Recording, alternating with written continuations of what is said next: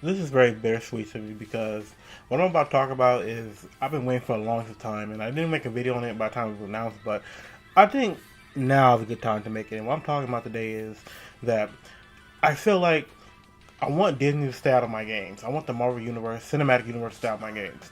And what I mean by that is that first it was Marvel's Capcom Infinite, you know, and that this story relates to it too because it's very bittersweet because for a while now, Marvel's Capcom 3 was like gone for like years. About it was made like back in like 2011, and when 2017 came around, I was really hyped for it. But come to look at the roster, come to look at the a lot of shit, the storyline, it's all centered around the Marvel Cinematic Universe.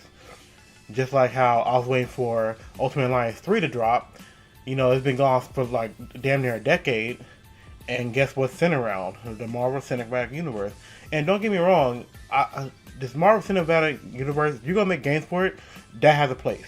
So I remember back in the day, it was very protocol for a superhero movie to drop, then it followed up with a superhero game. You forget about it. But I feel like for the hardcore comic book fans and the hardcore gamers, it's starting to become a problem. It's going to start sooner or later give Marvel games a big bad rap. Because you can just look at it and tell like how much influence this shit has. You got Marvel's Capcom Infinite. Having a very specific set of roster. None of the people they didn't really have. Now I understand like they have the difference between characters, the contracts, all that good stuff. But it just gets to a point where they could have chose a lot of more characters and superheroes and villains for their game, and that's why a lot of people was kind of upset. And I even heard a rumor that Disney paid for them to downgrade the Capcom characters' quality and make the Marvel characters look good. And that's very true. It's very telling to me. It's very telling, and I don't really like that. Just like how the Marvel Ultimate Alliance game, it don't really look that good to me because it looks way off. It seems like they're just going to go way off the formula of the last game. And don't get me wrong, if it's good, I'm gonna take everything I say back. I'm going to eventually buy it because I don't believe in not buying games and still complaining about them. But if this game's bomb, and I have a feeling it will. It's not going to be a good look. I don't want people to get the bad. I don't want Marvel games to get the bad rap that is everything's going by the MCU. They're plastering Captain Marvel's face on damn near everything.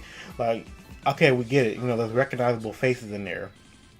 So it's just becoming a problem. And then we got this Square Enix game that has to do with the Avengers. And first of all, I'm not even sure if that game will come out even for a while. So that's gonna be kind of weird. But if it does, I'm gonna be very hurt. That's once again has to do with the MCU. I want all that Disney stuff to stay on that side of Kingdom Hearts, stuff like that. You just leave the raw comic book to the games. Because in the games and the comic book, you have to incorporate that into like a specific certain settings. For it can be enjoyable, so it won't be too long. So it can be very engaging because I can tell you there's been times where I played the games and I've been like, oh, there's this character, so I'm gonna look him up. Then it turns out I started being a big fan of that character. So it gotta be enticing to newcomers as well, not just casual moviegoers. If you don't try to understand what I'm saying. So it's very disappointing that a lot of the Marvel games started to come out just starting to be milked in a way.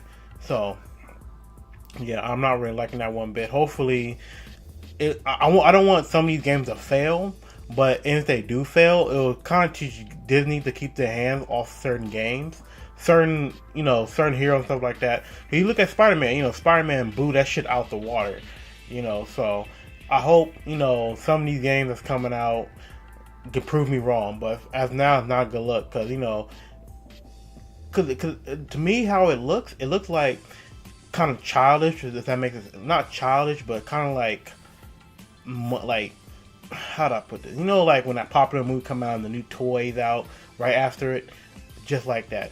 So hopefully I can get proven wrong and my money will be spent good and some confidence. And hopefully that Avengers game that might come out in the next 10 years because we're dealing with Square Enix.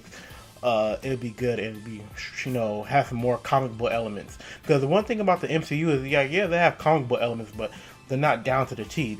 Sometimes they're just references. So and like I said, me me personally, as a hardcore comic book fan and a hardcore gamer, I want the best of both worlds. You know, that's why Marvel Ultimate Alliance 1 is critically acclaimed. You know, Marvel Ultimate Alliance 2 is like kind of like, you know, it was getting there, but they went a whole different direction. But nonetheless, Marvel Ultimate Alliance 1 was a masterpiece. Just like how the Marvel's Capcom series, they're masterpieces. So I don't want them to attach on the MCU to already existing good Marvel names, game names, if that makes sense. So I just want to get that little mini rant off, you know, because I've been on my mind for the longest time. But let me know what you think in the comments below. How do you feel about the MCU? You know we got an Avengers Endgame coming up.